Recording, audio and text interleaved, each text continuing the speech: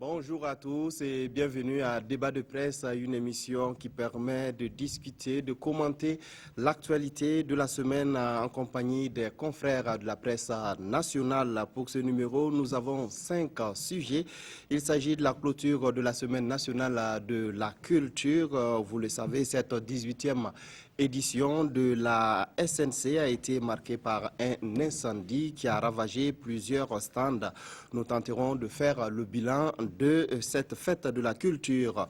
La Confédération générale des travailleurs du Burkina CGTB, lors de sa conférence de presse du 31 mars, a lancé un ultimatum d'une semaine au gouvernement pour qu'il livre un chronogramme de mise en œuvre des engagements pris en 2015. La Confédération menace d'aller en grève si ce délai n'est pas respecté.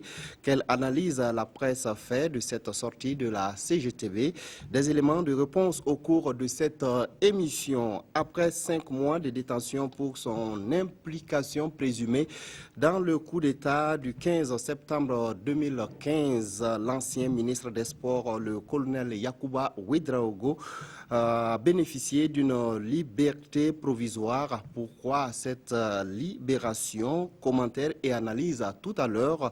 Le Parti de l'indépendance du travail et de la justice, PITJ, a tenu une conférence de presse le mardi dernier à l'occasion de sa rentrée politique. Son premier responsable, le premier responsable de ce parti,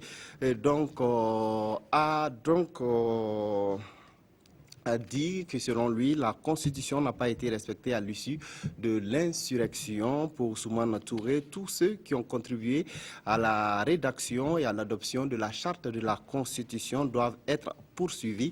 Mes confrères donneront leur point de vue sur cette position du PITJ. Et enfin, nous parlerons de la situation au Gabon avec la démission du président de l'Assemblée nationale gabonaise. Pour discuter de tous ces sujets, je suis en compagnie de 4 invités. Il s'agit de Samuel Somda du journal en ligne lefaso.net. Alors, nous avons également sur ce plateau Paul Miki Rwamba de la radio Waga FM.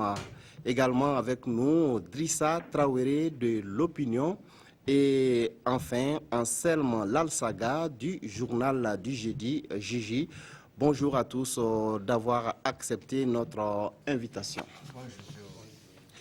Alors, vous le savez, la SNC a refermé ses portes hier. La cérémonie a été présidée par le chef de l'État. Je le disais tantôt, cette SNC 2016 a été entre griffes, gâchée par un incendie qui a détruit plus de 90 stands. Alors, si on vous disait aujourd'hui de faire un petit bilan de cette 18e édition, quel sera ce bilan, Samuel? Mon bilan à moi, je dirais tout simplement que c'est ce que je disais sur ce plateau la semaine dernière. Nous faisons pratiquement du surplace en termes de promotion de la culture. C'est vrai que c'est un cadre qui a été créé pour promouvoir la culture, valoriser ce que nous avons comme sève culturelle au Burkina Faso. Mais je fais le constat avec les autres que depuis la création de la SNC, soit il y a 30 ans maintenant, les choses n'évoluent pas. Le seul, ou du moins la seule note, la seule tâche un peu sombre de cette affaire, c'est l'incendie effectivement de près de 100 stands au niveau de la SNC. Et c'est bien, j'ai en tout cas été très bien content d'entendre l'affaire du président du Faso lui-même que ces gars-là seront dédommagés. Et pour moi, c'est seulement ça, quoi. Enfin, je vois vraiment pas ce qu'il y a à dire sur cette affaire-là, parce que nous faisons du surplace depuis 30 ans maintenant. Convoquer les gens pour la biennale de la culture, on vient, on loge les artistes dans les écoles, les officiels là, occupent les hôtels, on fait préparer du riz gras pour les gens, on mange, on essaie de faire une répétition de ce que nous vivons dans chaque village du Burkina Faso. Enfin, nous recréons le Burkina Faso à Bobo Dioulasso. Le temps d'une semaine, chacun rentre chez lui et c'est oublié, on se donne rendez-vous l'année suivante pour la SNC. Moi, je ne trouve pas cette façon de faire là assez appropriée pour promouvoir notre culture à nous. On va certainement revenir sur les propositions s'il y a lieu. Justement. Alors, Paul Miki.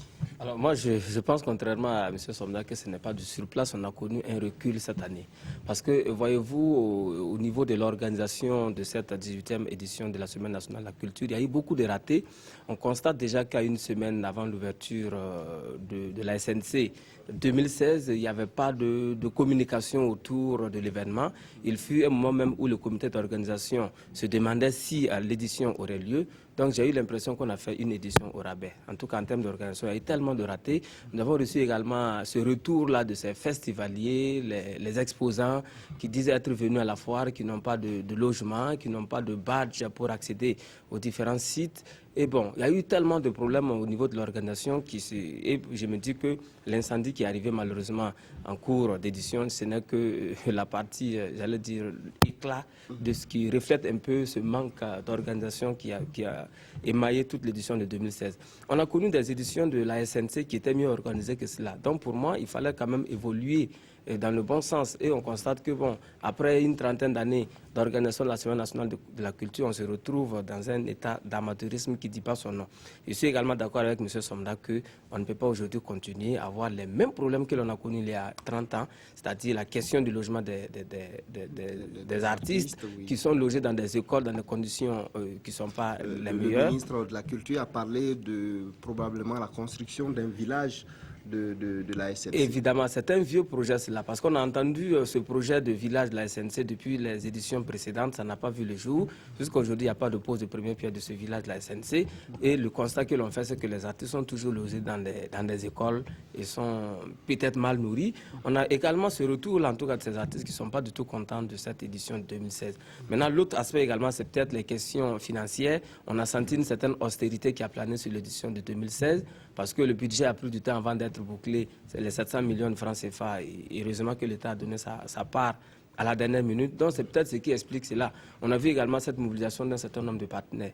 Alors moi, la proposition que j'ai faite, c'est que la SNC désormais doit travailler à être plus autonome en termes de financement, à mobiliser des sponsors autour de l'édition, et puis faire en sorte que, bon, on ne compte pas trop sur le financement de l'État, parce que, bon, l'État a mis 500 millions sur le budget de 700 millions de francs CFA qui a été arrêté. C'est peut-être pas beaucoup, mais c'est peut-être également beaucoup pour un budget d'austérité. On a vu tous les problèmes que l'on a connus. Est-ce que vous pensez que 700 millions pour la culture c'est trop cher? C'est insignifiant pour une édition nationale. Oui. Et en plus, c'est une biennale, ça n'a pas lieu chaque année, c'est chaque 2 ans. Oui. Quand on regarde un tel budget, c'est assez insignifiant.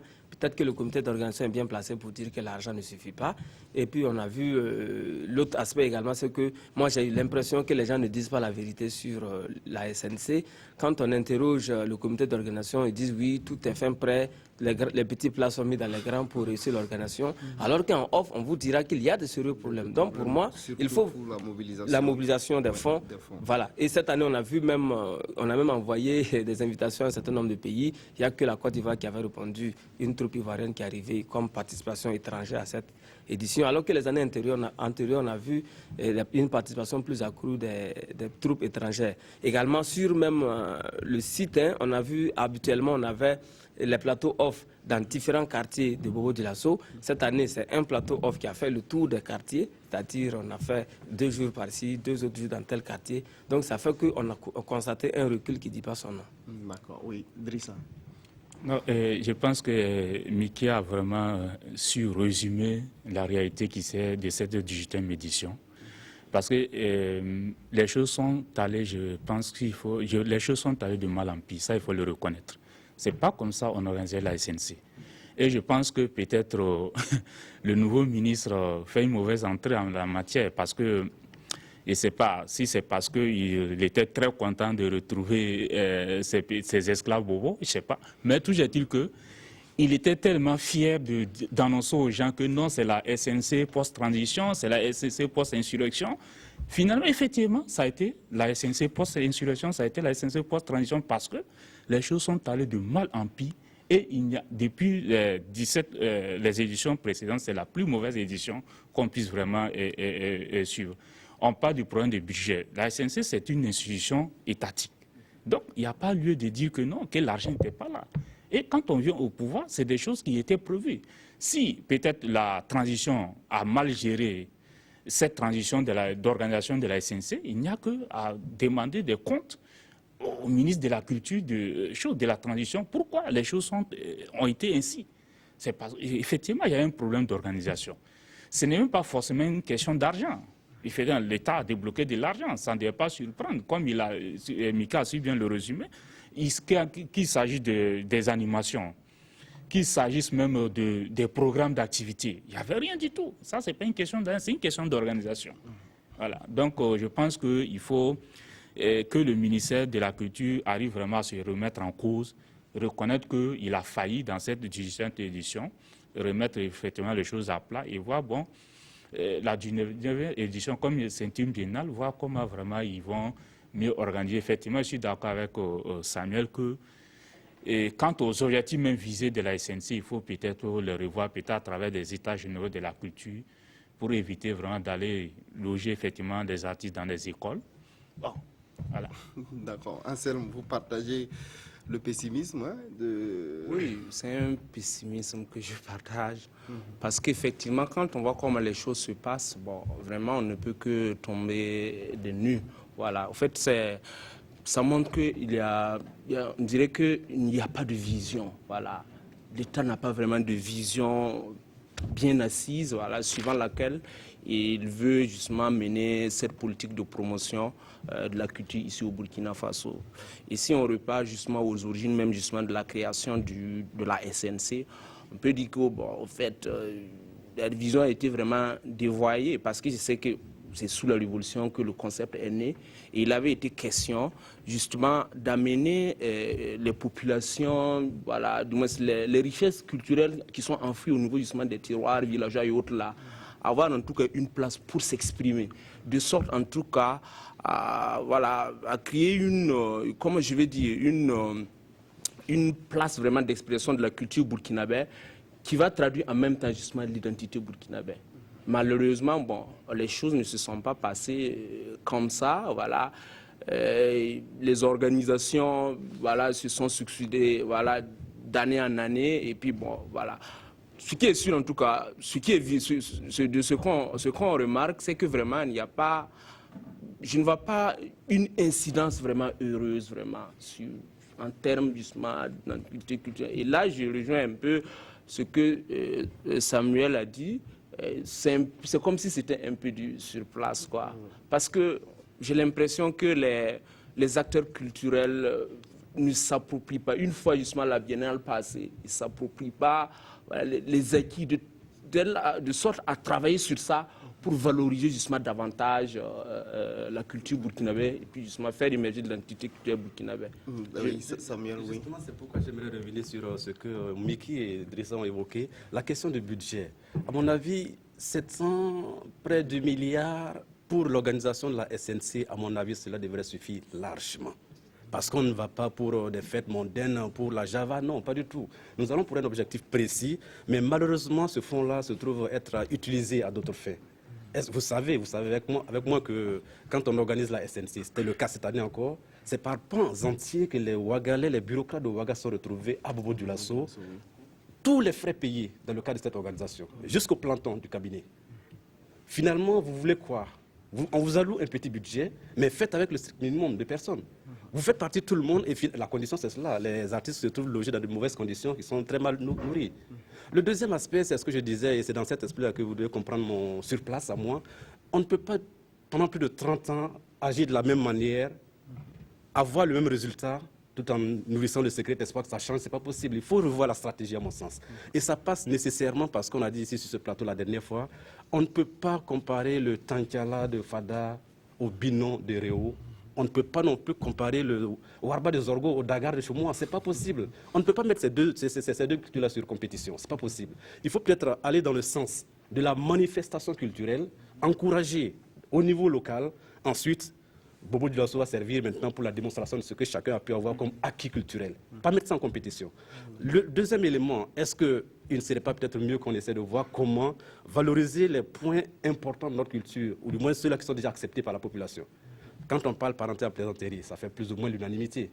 Je ne vais pas aller jusqu'à demander qu'on mette en place un ministère de la parenté à la plaisanterie, mais au moins une direction générale qui sera chargée de promouvoir cet outil très important de notre culture. C'est pas inutile. Deuxième aspect, sur le plan vestimentaire, et c'est là où je suis tout à fait d'accord avec le président du Faso, quand très souvent on le voit en boubou, ça s'encourage. Il faut donner l'exemple, il faut aller dans le sens que les marketeurs ont appelé l'effet de ruissellement. Lui, il le fait. De plus en plus, on voit des ministres qui sont en boubou traditionnel, des MC. Il n'y a pas meilleure façon de valoriser la culture que de donner l'exemple soi-même. Oui, une dernière réaction, oui, Paul Miki. Moi, je voudrais revenir un peu sur l'aspect incendie, parce que c'est vraiment une tache noire de cette édition de la Semaine nationale de la culture 2016. On a vu près de 100 stands qui ont été ravagés par les incendies, par un incendie. Et bon, le président du Faso a eu la géniale idée d'aller visiter le site de l'incendie. Il a fait des promesses, entre autres le dédommagement des personnes qui ont été victimes de l'incendie. Alors, donc moi, je reviens pour dire que l'incendie là n'est que le résultat du manque d'organisation. Et bon, c'est trop facile d'aller dire comme ça, on va dédommager. Et j'ai cru comprendre que le site était assuré. Bon, en tout cas, si ce n'est pas le cas pour moi, ça devrait l'être, hein, les questions d'assurance sur le site, parce que c'est quand même une organisation nationale. Il faut prendre des précautions, il faut prendre des mesures de lutte contre l'incendie, toute cette batterie de mesures sécuritaires qui devaient entourer l'organisation de la Semaine nationale de la culture. Cela aussi a manqué à un certain niveau pour cette édition de 2016. Et l'autre côté également, c'est comme M. Somna l'a dit, évidemment, il ne faut pas comparer les cultures. Donc moi, je suis farouchement opposé à l'idée de compétition qui tourne autour de la fête de la culture. Pour moi, il faut se limiter en tout cas à laisser libre expression à toutes les cultures, puis bon, éviter de faire ces comparaisons. C'est ça qui fait que je ne suis pas tout à fait d'accord avec le Grand Prix qui sanctionne en tout cas. Sanctionne, oui, voilà, la compétition. Tout à fait. Mais justement, sur cet aspect incendie, ça fait une vingtaine d'incendies qui ont été donc recensés, que ce soit à Ouagadougou, à Bobo, dans d'autres villes, depuis l'installation des nouvelles autorités, on va le dire. Une petite analyse rapidement sur ce fait. Comment vous voyez ça, Drissa? Moi, je dirais peut-être que c'est un sort. Parce que quand on voit... Non, ça a commencé depuis octobre 2014. On ne peut pas être dans un pays, prendre cette habitude d'aller brûler la maison des gens et puis vouloir s'en sortir aussi facilement. Je pense que c'est peut-être la répercussion de ce qu'on a fait comme mal aux autres, voilà, qui est en train de se réaliser. On peut pas, on a vu ce qui s'est passé sur le plan politique. À cause des idées politiques, on vient incendier ta maison. Bon, je pense que ce sont ces répercussions qu'on est en train de payer aujourd'hui. Voilà, c'est le prix à payer. Voilà, oui, donc, il faut... Oui. Je disais, mais dire que c'est un sort, franchement, je ne sais pas sur quoi vraiment dire ça se base pour donner cette affirmation. Mais bon, moi, je vais dire plutôt que ça procède un peu justement du cafouillage dans l'organisation. Voilà. Si les choses ne sont pas bien... Non, mais ce n'est pas à Bobo seulement. Il y a eu à Ouagadougou beaucoup d'incendies. Il y a eu des marchés qui ont été incendiés, des stations d'essence, voilà. Je crois qu'il y a des enquêtes qui ont été ouvertes, non? Ben, on va attendre justement les résultats de ces enquêtes, mais bon, moi je ne sais pas. Peut-être que, pourquoi pas, ça pourrait être justement l'œuvre de certaines personnes qui conspireraient contre le bien-être des Burkinabés, qui ne veulent pas justement que l'État se stabilise, voilà, ou du moins des gens qui étaient dans un certain confort dans l'ancien régime et qui, du coup, avec cette donne politique, ne se sentent plus à l'aise. Ils sont un peu jaloux et ils veulent créer une sorte de cacophonie, justement, de mèche avec certains ennemis du Burkina Faso, si je peux m'exprimer ainsi. Mais moi, je ne pense pas, en tout cas, que ça soit un sort. Il y a des gens qui font certainement ces incendies-là. Voilà. Et j'ose croire qu'en tout cas, le ministère de l'administration territoriale, de la décentralisation et de la sécurité intérieure, justement, en travail avec le ministère de la Défense, va arriver à vraiment à découvrir qui est derrière tout ça. Oui, ça je ne vais pas dire comme de ça qu'il s'agit d'un sort ici, dans ce cas précis.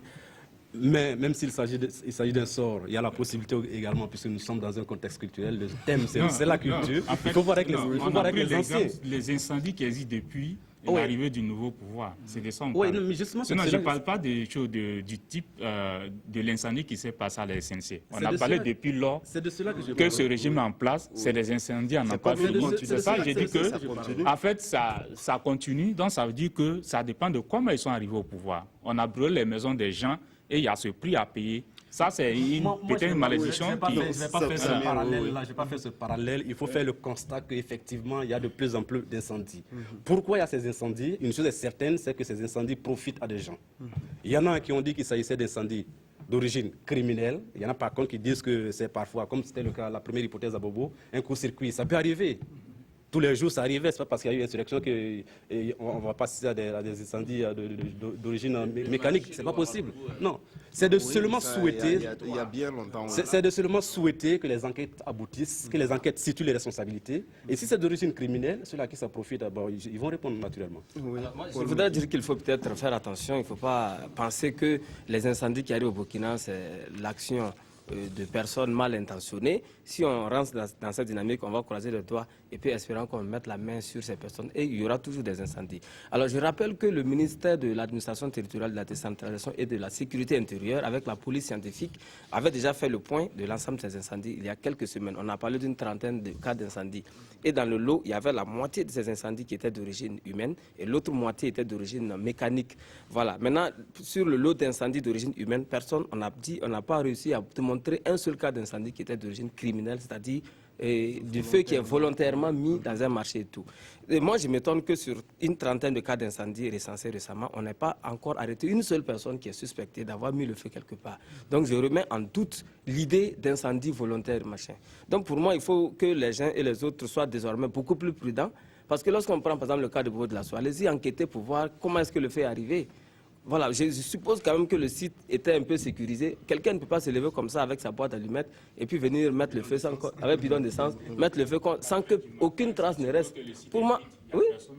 Sur le site. Évidemment, il faut vraiment, c'est les mesures de sécurité de mon point de vue qui ont manqué. On n'a pas une culture de sécurité incendie. C'est à 16 heures, hein, c'est à des heures oui, mais où les gens sont... C'est ça. Vous allez finir par vous accorder que ce que j'ai dit est réellement... Non, vous allez finir par reconnaître que ce que j'ai dit, c'est une réalité. Quand on le voit, la SNC, à 4 h du matin, il n'y avait personne sur le site. Ça, moi, je suis certain. Ouais. Et il y avait peut-être... il y avait la sécurité, bien évidemment. Il y avait des appareils en marche. Pourquoi ça arrivait? C'est pas forcément que... Non, ça arrivait parce que... Bon, même si c'est un court-circuit, ça peut être un mauvais sort. C'est ça les mauvais sorts, justement. Parce que non, il faut... Mais c'est difficile quand même. Non, voilà, c'est difficile de démontrer que non... Paul Mika a su résumer... Paul Mika... Non, c'est dans le rationnel, justement, nous sommes. Comment on démontre que c'est... Paul Mika a su résumer la situation. Il dit que sur la trentaine de choses, d'incendies qui... Voilà, on a dit la moitié est d'origine humaine et l'autre moitié, c'est d'origine mécanique. Donc, ça veut dire que jusqu'à présent, si le ministère de la Sécurité, avec tous les enquêteurs qu'il a, dont il dit n'a pas pu encore mettre la main sur quelqu'un, ça veut dire que réellement, ça devient un phénomène bizarre. Et pourquoi ça nous arrive? C'est parce que, moi je me dis qu'on ne peut pas, dans un pays, pour des débats politiques, aller brûler les maisons des opposants parce qu'on ne partage pas leurs points de vue et vous là s'en sortir facilement. Vous allez vous renseigner, même c'est même culturel. En tout cas, je pense qu'il faut chercher l'origine de ce... Il faut peut-être aller vers la prière. Dire que comment conjurer ces mauvais sorts. Un fait justement d'incivisme, voilà. C'est parce ce qu'on dit. Si c'est un fait d'incivisme, pourquoi les enquêtes n'ont pas abouti? Par exemple, sur 30, on n'a pas pu justement définir des incendies d'origine criminelle. Et ça veut dire que quand même, c'est dans le comportement des uns et des autres, dans leur façon justement d'être, voilà, dans leur rapport avec justement les choses au niveau de ces places-là, qui n'a pas été conforme à ce qui devait être. Et c'est ça certainement qui a... La solution, c'est d'assurer la sécurité incendie à tous les niveaux. À tous les niveaux, bon, en tout cas, l'idée d'Idrissa Traoré est très difficile à vérifier. Bon, on ne va pas rester éternellement sur... C'est pas à exclure non plus parce qu'on n'a pas de preuve que ce n'est pas ça. Mais on va continuer dans le débat avec cette sortie des syndicats qui mettent la pression sur le gouvernement pour l'élaboration d'un chronogramme clair de mise en œuvre des engagements pris sous la transition. C'était en septembre 2015, notamment l'application de la loi 081 relative au statut général de la fonction publique. Alors, les syndicats ont donné une semaine au gouvernement pour réagir rapidement et mettre en place un chronogramme sous peine d'aller en grève. Alors, est-ce que déjà vous comprenez cette exigence des syndicats? Anselme.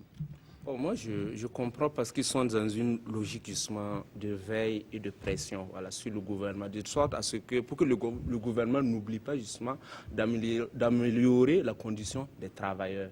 Voilà. Et donc, bon, c'est une façon, voilà, de dire au gouvernement, à l'exécutif dirigé par Roch-Marc Christian Kaboré, voilà, et, va essayer d'aider les travailleurs. Les acquis qui ont été engrangés sous la transition, il faut que il n'y a pas possibilité d'abstraction, il faut que vous les appliquez pour que nos conditions puissent s'améliorer. Et puis, bon, vous voyez, les magistrats tout récemment qui ont gagné justement leur bras de fer avec le gouvernement. Et ça donne, comme je vais dire, une sorte, ça pousse un peu justement les autres syndicats, voilà, à dire au gouvernement justement de voir leur cas aussi. Mais de façon globale, moi je trouve que bon, c'est normal, c'est la logique de la lutte syndicale qui est qu'il faut faire des sorties, voilà, et pour souvent interpeller l'autorité publique justement à jeter en tout cas un regard de bienveillance sur la condition de travail. D'accord. En tout cas, le gouvernement avait fait la promesse donc de définir ou bien de transmettre un chronogramme clair le 15 mars, hein, ce qui n'a pas été fait. Alors, je pense que c'est suite à cela que les syndicats sont sortis. Oui, justement, et ça repose un peu le problème de la communication du gouvernement. Et je pense que même les syndicats ont mis le curseur sur ce problème-là. On sent comme une crise de confiance actuellement entre syndicats et gouvernants. D'abord, dans la stratégie, je pense que c'est tout à fait normal hein, que les syndicalistes ou les syndicats posent le problème maintenant. Le délai de grâce, les 100 jours, c'est maintenant que ça se célèbre. Oui. Le délai de grâce est passé. En termes de lutte, je ne m'y connais pas forcément, mais c'est ce que les gens ont pour acquis. Or, il ne faut jamais attendre que les choses s'enlisent avant de poser les problèmes. Et c'est ce que les syndicalistes ont voulu faire et c'est ce qu'ils font actuellement. Maintenant, dans le contenu, je dirais que le syndicat a dénoncé, ou du moins l'UAS, la CGTB, Unité d'action syndicale, ce qu'ils ont beaucoup plus déploré, c'est la manipulation des chiffres qui tentent à fourvoyer. Quand on parle de 39 milliards pour résorber ce problème-là, après on passe à 40 milliards et les syndicalistes estiment que c'est une façon de les jeter en pâture pour faire comprendre que c'est les gars qui demandent trop d'argent, que le budget n'a pas. Mais dans le même temps, quels sont les gages qu'on donne qu'effectivement le budget ne peut pas réaliser ces différents problèmes-là? Parce qu'on l'a vu tout récemment avec les magistrats. Anselme le disait tout de suite. Les magistrats sont venus avec leurs problèmes sans broncher. Ça a été réglé en moins de 48 heures. Il n'y a pas de raison que les autres s'en privent. Ben, si vous avez pu régler là-bas, ça veut dire que vous pouvez régler pour nous aussi. Et de plus, je trouve que, enfin ça c'est ma conception personnelle à moi, le gouvernement gagnerait mieux à régler d'abord ce problème de la loi sur le statut du fonctionnaire, qui est beaucoup plus général qu'à passer par la résolution des problèmes corporatistes. D'accord, oui. Et Paul Miki. Je pense qu'il faut rappeler les contextes de cette lutte-là. Vous savez que la question de la loi 013, qui est devenue aujourd'hui 081, remonte d'il y a quelques années déjà, avec la différence qu'il y avait entre les fonctionnaires et puis les contractuels. Oui. Alors, les syndicats ont profité, entre guillemets, de la situation de la transition pour mettre la pression sur les autorités de la transition pour obtenir en tout cas un certain nombre d'engagements en septembre dernier qui ont été traduits en loi à travers la loi 081 sur le statut de la fonction publique. Et maintenant, ça a été fait sous la transition. Maintenant, l'application de la loi pose problème. Cela simplement parce que les autorités actuelles disent que la transition a accepté cette loi, mais la transition n'a pas inscrit l'incidence financière de la loi sur le budget 2016, lequel budget est géré aujourd'hui par les autorités actuelles. Donc, conséquence, l'argent qu'il faut pour satisfaire cet engagement n'existe pas dans le budget 2016. Donc, il faut les chercher ailleurs. Oui, donc, c'est ce qui a été expliqué. Oui, ça a été fait récemment. La loi rectificative a été faite récemment sur les 58 milliards de francs CFA, qui n'existent pas. Hein, il faut aller les chercher ensuite. Ça a été fait. Maintenant, ça concerne surtout le volet des magistrats et tout. Maintenant, il n'y a pas que les 58 milliards, il n'y a pas que la question de la loi 081. Je n'ai même pas vu ça expressément. Ça concerne surtout les histoires de gouvernement et puis bon, les organigrammes et tout. Maintenant, le problème que ça pose, c'est que le gouvernement aujourd'hui dit clairement qu'il n'y a pas d'argent pour satisfaire du tic au tac ses revendications. Parce que vous savez que la loi était déjà dans l'air du temps et puis les augmentations salariales devraient être constatées au 31 décembre. Et 31 janvier 2016, ça n'a pas été le cas. C'est pour ça que les syndicats tentent de presser le pas aujourd'hui. En même temps, je voudrais faire remarquer que le Premier ministre a eu l'idée de rencontrer les syndicats depuis le 13 février pour leur dire la vérité sur ce qu'il y avait. Donc c'est lui qui a eu l'initiative d'aller expliquer cela. Mais en même temps, on a constaté évidemment, comme l'a dit Anselme tantôt, la satisfaction des revendications des magistrats. Même si le montant qu'il fallait pour satisfaire les magistrats était autour de 3 milliards de francs CFA. Maintenant, pour le cas des fonctionnaires, on parle de 39 milliards, de 40 milliards de francs CFA. Ça se retrouve être énorme. Mais dans tous les cas, l'État étant une continuité, le gouvernement actuel a l'obligation de satisfaire à cette revendication. Ce n'est même plus une revendication, il s'agit là de décret d'application. Voilà. Donc aujourd'hui, aux yeux des syndicalistes, il s'agit là d'un acquis de l'insurrection populaire.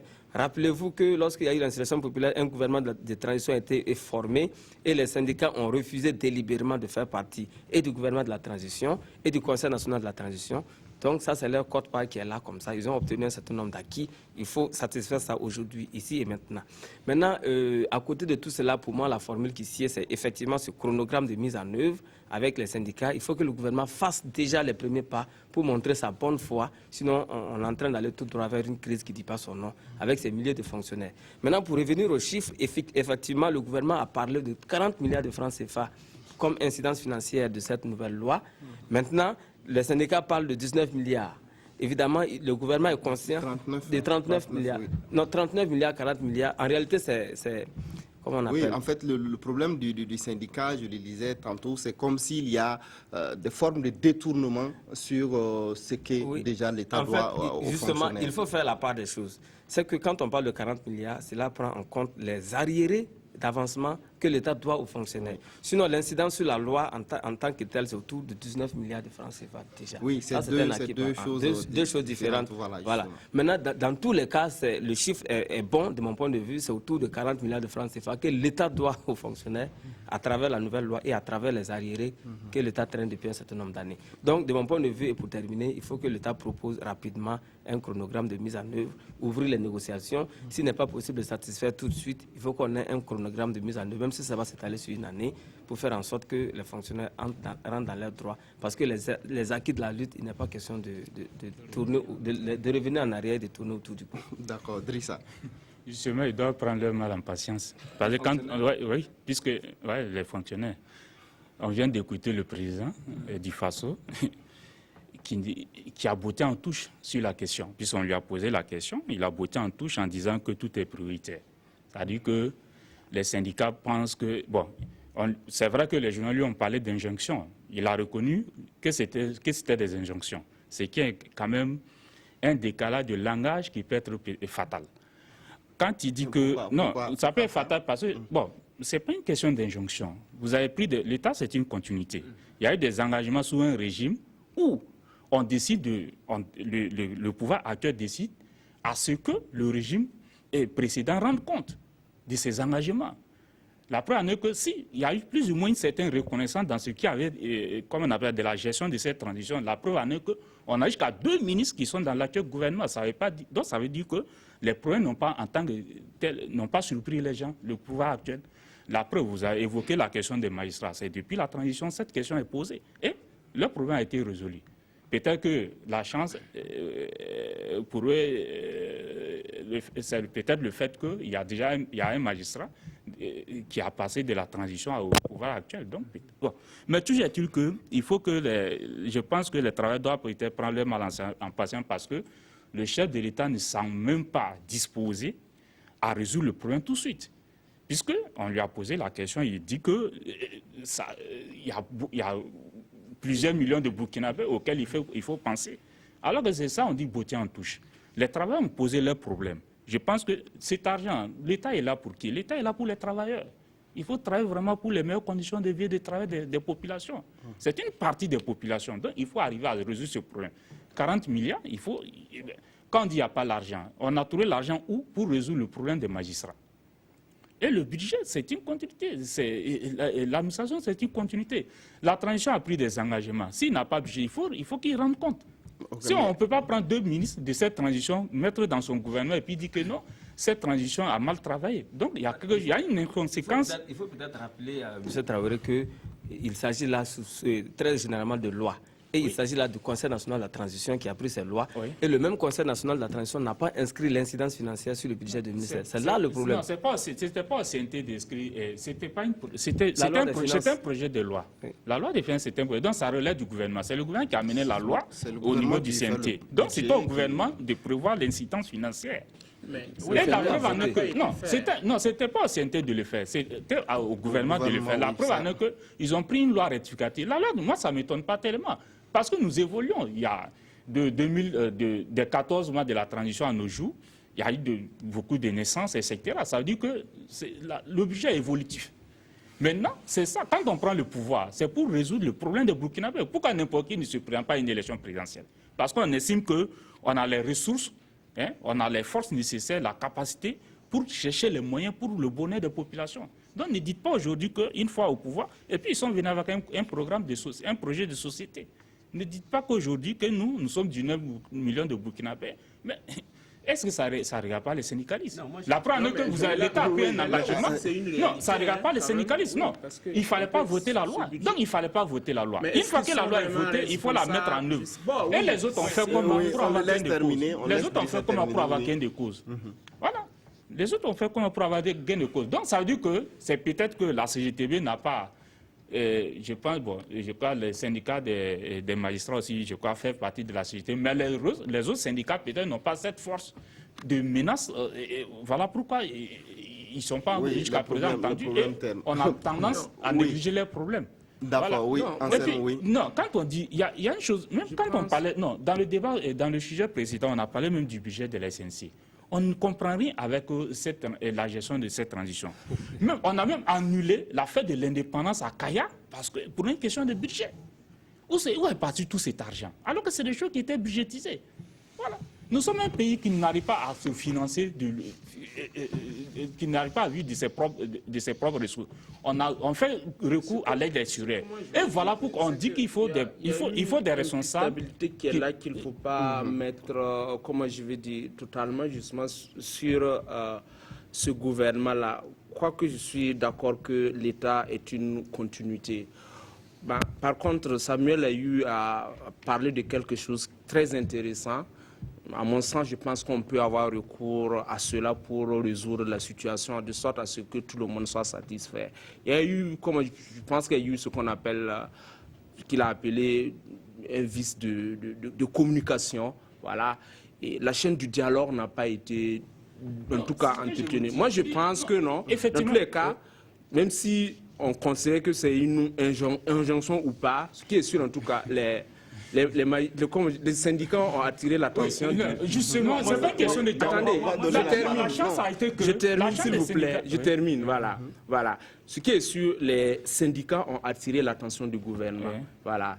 Et le gouvernement, ce que le gouvernement peut faire, c'est quoi? C'est rapidement, en tout cas, entrer en négociation avec les choses et justement essayer d'établir... Non, mais c'est de cela que le président a parlé de cela. Il a dit que, bon, alors, ce que les syndicats ont obtenu sous la transition, ça a été donné à la suite des négociations. Oui. Donc, il faut que le dialogue entre l'État et les partenaires sociaux se poursuive. Je pense que c'est un peu ce qu'il a dit.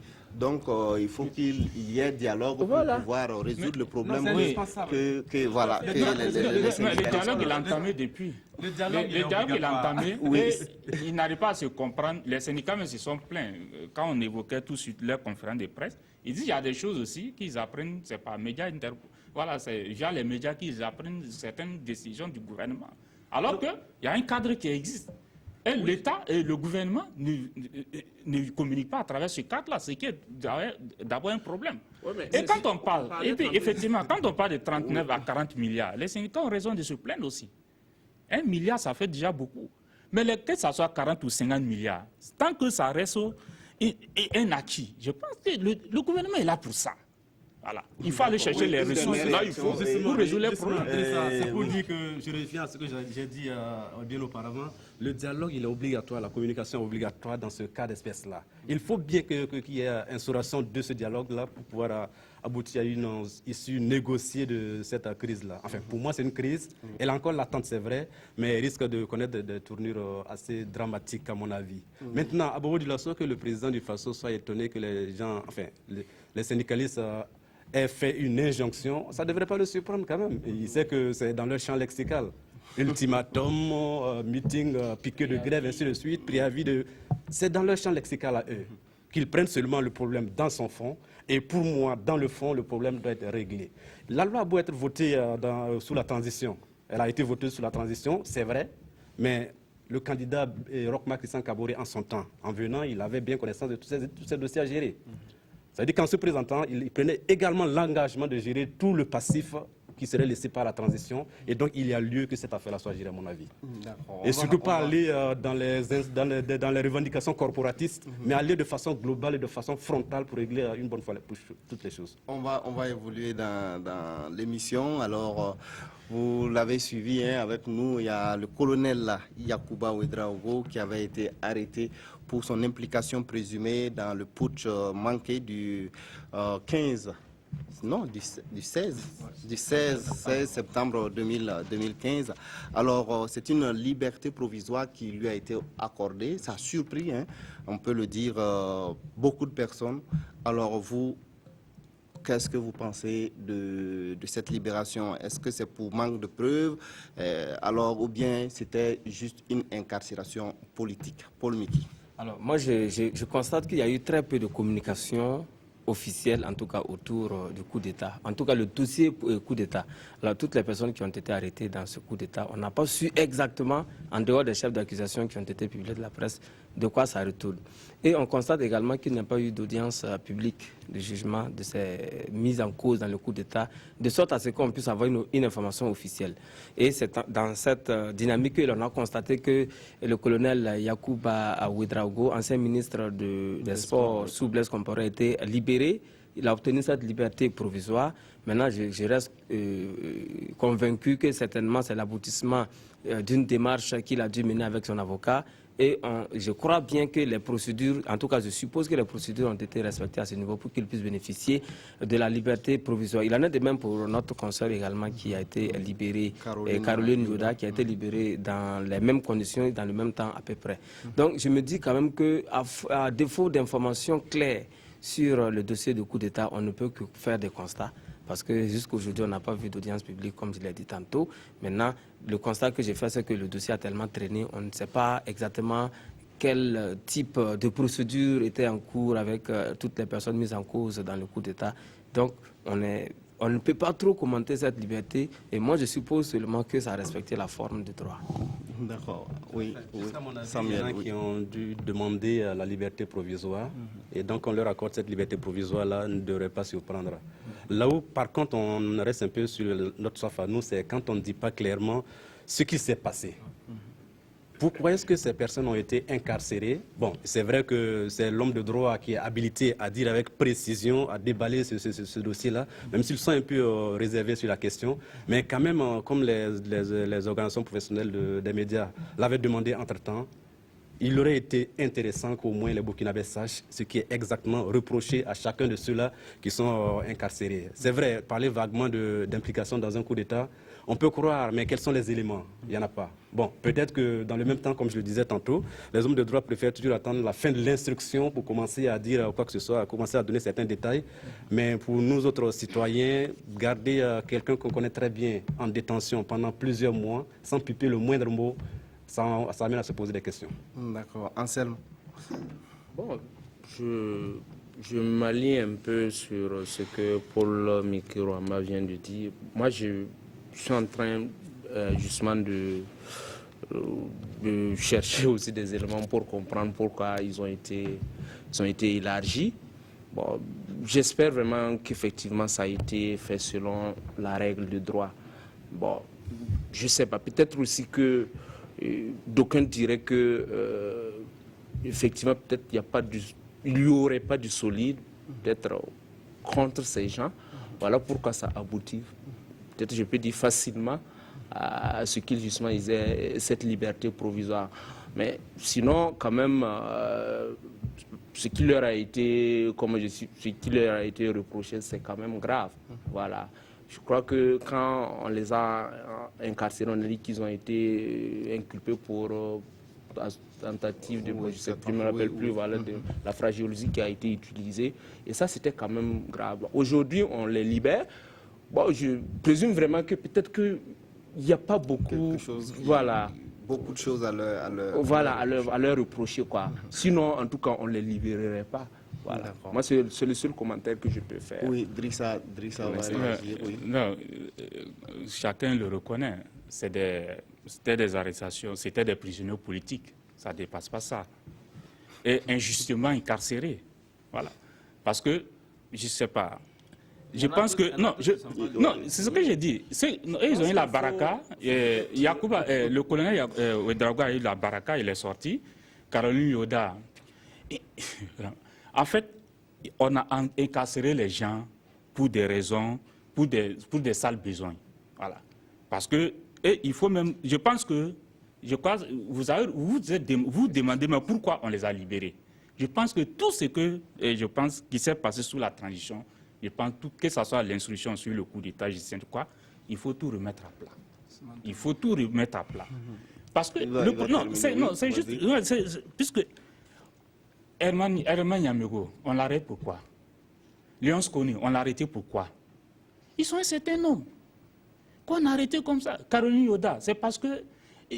On a arrêté des journalistes parce que, bon, on regarde dans leur carnet d'adresse, ils ont des amis au respect, on les arrête pour ça. Est-ce qu'avec un bic, on peut aller faire un coup d'État? On ne peut pas aller faire un coup d'État, ce n'est pas des gens qui sont armés. Oui. Donc ça veut dire qu'ils n'ont sincèrement rien, contre ceux qui sont détenus. Donc c'est vraiment des emprisonnements. Pas eux tous quand même. Non, eux tous. Même peut-être... Non, il y en a qui n'ont pas été libérés, par exemple. Ceux qui ne sont pas libérés, non, ils sont abusivement arrêtés. Herman Yamego, vous arrêtez Herman Yamego, pourquoi? La preuve, pourquoi on ne communique pas autour de ça? Pourquoi l'instruction ne communique pas? Pourquoi? Parce qu'elle a quelque chose à se reprocher.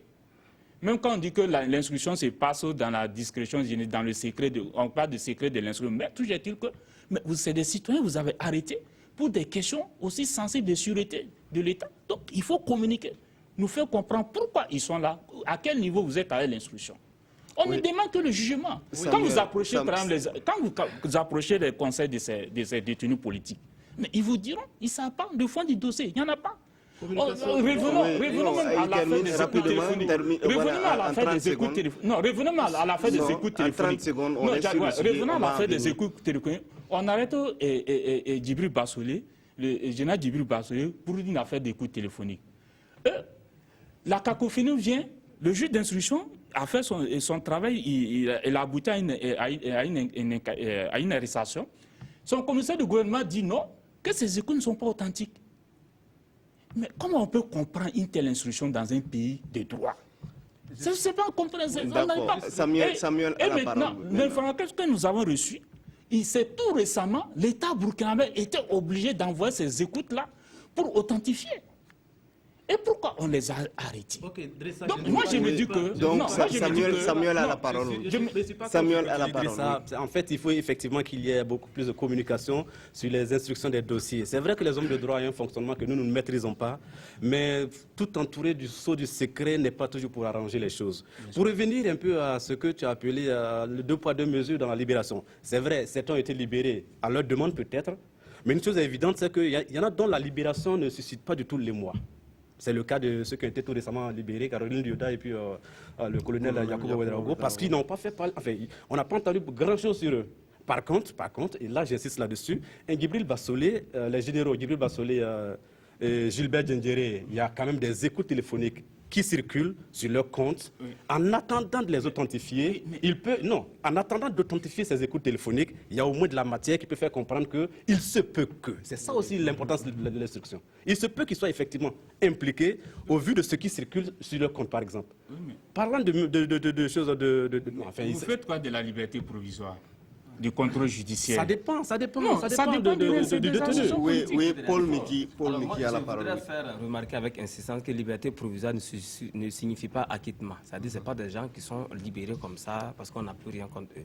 Alors en droit, on dit souvent que la liberté c'est la règle et puis l'exception c'est l'emprisonnement. Lorsque tu es impliqué dans une histoire, en entendant le procès, en entendant la condamnation, en principe chacun devait bénéficier d'une liberté. Mais quand on n'a pas toutes les garanties que étant libre, on ne pourra plus te mettre la main dessus lorsque pense que la justice aura besoin de toi. C'est ça qui amène les gens à détenir en entendant les procès. Et je crois que c'est ce qui est arrivé. Donc, en principe, il faut rappeler que cette liberté-là, si on l'a appelée liberté provisoire, cela ne suppose pas que ces gens-là sont acquittés. D'un moment à l'autre, peut-être que ces gens seront rappelés pour être entendus. Maintenant, pour moi, le débat ne se pose pas en termes de poids de l'infraction qui a été commise sous le coup d'État. Maintenant, on était tous, rappelez-vous qu'on était tous sidérés quand on a vu qu'il y a eu coup d'État du général Gilbert Diendéré. Évidemment, si on présente des gens qui sont impliqués d'une manière ou d'une autre par rapport au coup d'État, on est bien curieux de savoir quel était le niveau d'implication de ces personnes-là. Pour moi, c'est à ce niveau que se pose tout le débat. Parce qu'il s'agit là de nous expliquer qu'est-ce que ces gens l'ont fait. Ça n'a pas encore été dit. Si on prend l'exemple de Yacouba Ouedraogo, le colonel, voilà, qu'on nous dise aujourd'hui à quel niveau était-il impliqué dans le coup d'État. Pour le cas de Gilbert Diendéré, bon, lui, pas de Gilbert, je vais te parler de Bassolé.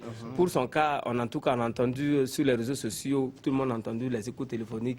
Bon, ça, c'est quelque chose qui est un élément, même en entendant l'identification de ces écoutes-là, c'est un élément de preuve que l'on a.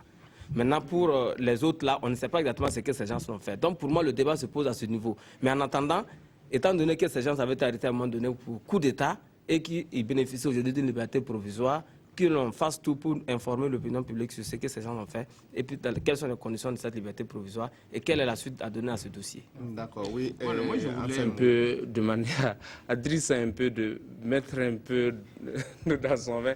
Quand il dit que, voilà, que, au fait, toutes les arrestations là ont été politiques. Non, je pense quand même qu'il y a des faits graves qui ont été posés, voilà, et contre l'État, contre les Burkinabés, voilà. Et il y a pas mal de gens qui se retrouvent en prison parce que justement ils ont été des acteurs justement de ces événements, justement de ces actions. Voilà. Donc là, je pense qu'il faut quand même parfois peut-être tirer la poire en deux, couper la poire en deux, pour dire que peut-être que vous voyez un peu dans la frénésie un peu comment je vais dire, de l'instruction, ou bien pour régler un peu la question, des gens ont été peut-être, comment je vais dire, amenés en prison, voilà, sans qu'on ait eu en tout cas le temps de fouiller en profondeur, voilà. Mais ce n'est pas tout le monde, voilà. Il y a des gens qui sont en prison actuellement, qui sont, par exemple, est-ce que vous serez d'accord quand, par exemple, on libère le général Gilbert Diendéré, pour ce qui s'est passé quand même, pour sa responsabilité par rapport au coup? Non. Donc, je pense que peut-être même de façon globale, moi je proposerais à ce que peut-être même la critique concernant la transition là, parfois que certainement il y a des ratés, mais parfois aussi il y a des acquis qui sont là. Et il ne faut pas jeter, comme le dit, il ne faut pas jeter l'eau du bain avec le bébé, quoi. C'est tout ça. Ce que moi je vais dire. En 30 secondes, ça. Il y a plus de ratés que de réussis. La preuve en est que... Oui, mais c'est une réalité aussi. La preuve en est que, voilà, vous voyez tout ce qui ressort comme mauvaise gestion. Bon, je ne vais pas insister sur ça. Mais par exemple, qui peut m'expliquer aujourd'hui pourquoi on a arrêté les maires Salia, Sanou, et Karim Barro et Marin Ilboudo, pourquoi on les a arrêtés? J'arrive. Pourquoi on les a arrêtés? Il y a autant de maires qu'on a arrêtés. On libère certains et il y a d'autres qui sont toujours en prison. Salia Sanou, c'était pas dit le départ. On dit atteinte à la sûreté de l'État. Quelqu'un qui est assis dans son village, dans son campement, on l'arrête pour atteinte à la sûreté de l'État. Donc il faut reconnaître sincèrement que cette transition a emprisonné des gens qui sont peut-être censés de lui empêcher de rouler choses en rond, c'est tout. Donc, la preuve en est que, pourquoi? Ça fait 6 mois, l'histoire des coups d'État là. Non, l'histoire des coups d'État, non, j'arrive, l'histoire des coups d'État, le coup d'État c'était septembre, mi-septembre, non, on a mi-septembre, ça fait 6 mois qu'on parle de ce coup d'État, sans jugement, pourquoi? Allons au procès. Si vous avez des preuves, quand on n'a pas une preuve, comme il a dit, l'exception c'est l'incarcération. Quand on n'a pas de... Oui, cette institution, elle se contredit. Parce que la preuve en est que le commissaire de gouvernement a dit que c'est des écoutes par exemple, qui n'étaient pas authentiques. Ce seul mot suffisait vraiment de tout remettre à plat, de tout remettre en cause. Ah non, jugement. Non, j'arrive. C'est la même chose. C'est même cette nuance. On ne peut pas arrêter quelqu'un. Ça n'a pas été authentifié. C'est la même chose. C'est la même chose en ce sens que, même si ce n'est pas encore authentifié, il faut les mettre en liberté provisoire. Vous allez les incarcérer, pourquoi?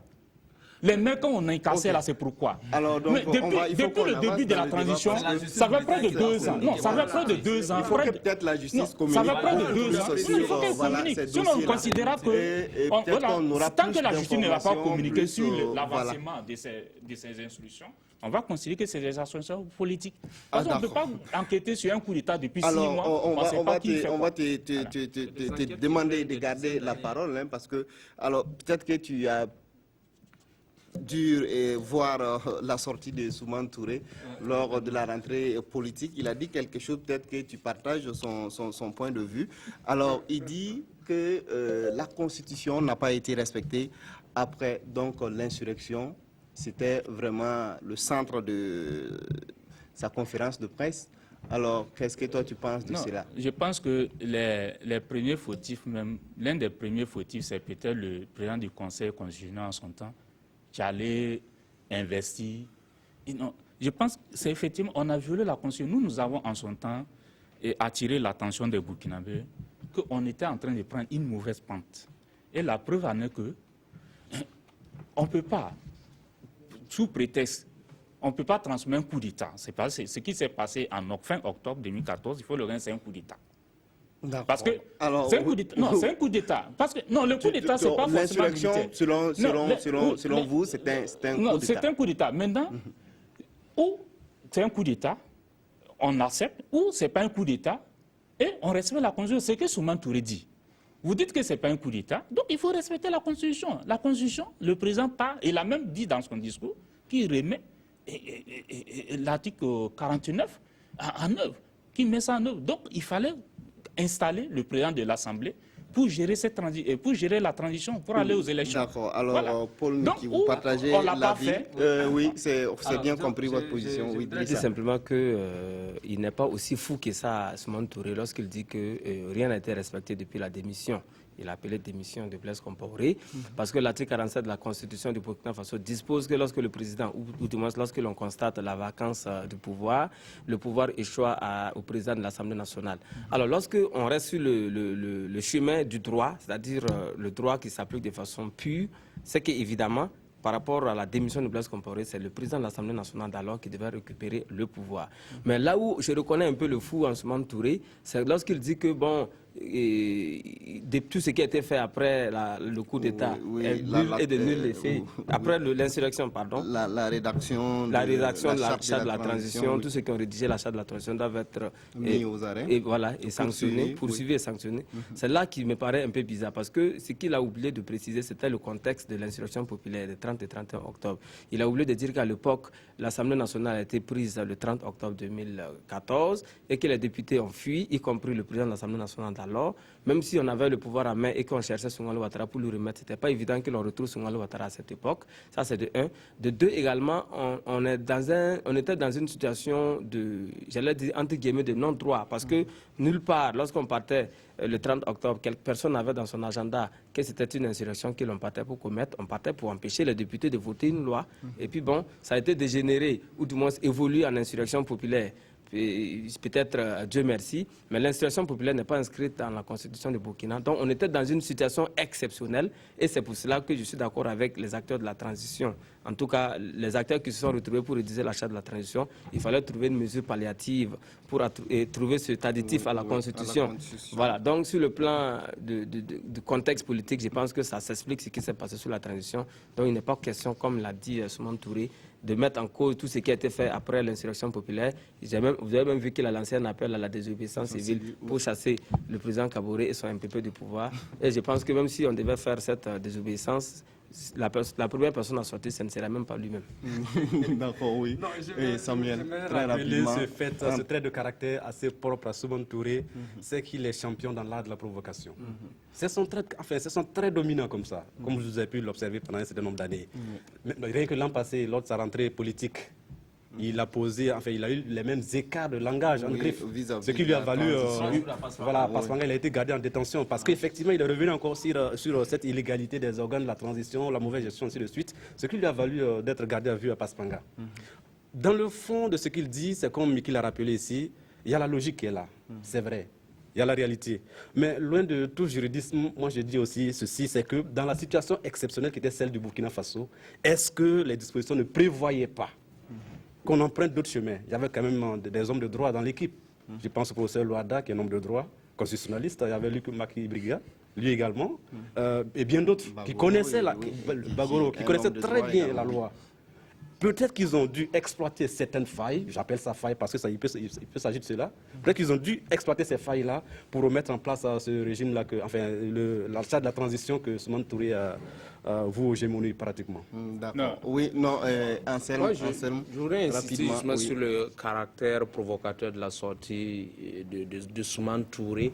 Et ça, vraiment, on le reconnaît parce que bon, quand on fait une rétrospective de l'histoire politique du Burkina Faso, c'est un tourbillon, c'est quelqu'un qui a toujours aimé faire souvent des sorties tapageuses, voilà, des déclarations tapageuses, etc. Mais en tout cas, pour ce qu'il a dit cette semaine-là, moi, bon, je ne pense pas qu'il aurait dit mieux que ça. Moi, je m'attendais justement à ce qu'il nous serve, en tout cas, ce genre de déclaration.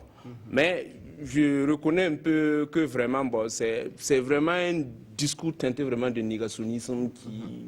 Vraiment que, et moi je m'inscris vraiment en foi avec ça. Je ne m'y souscris pas.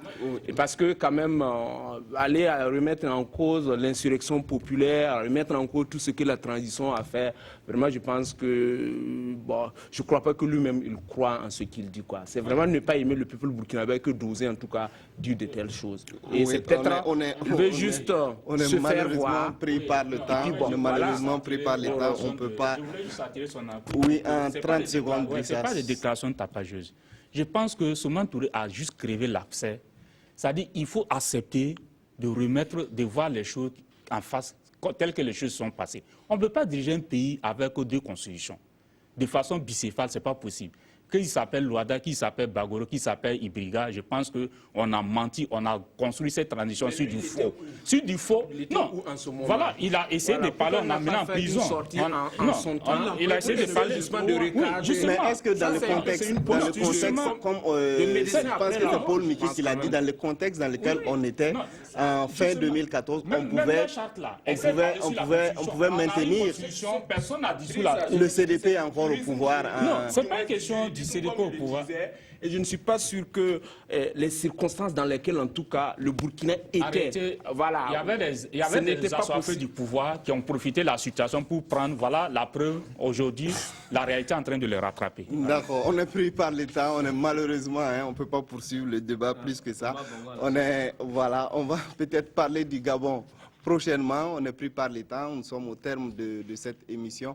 Alors, j'étais sur le plateau avec Samuel Somda de lefaso.net, avec Drissa Traoré de l'Opinion, Paul Mikirwamba de Waga FM et Anselme Lalsaga de Gigi. Alors, merci de nous avoir suivis. Passez d'excellents moments en compagnie de nos programmes.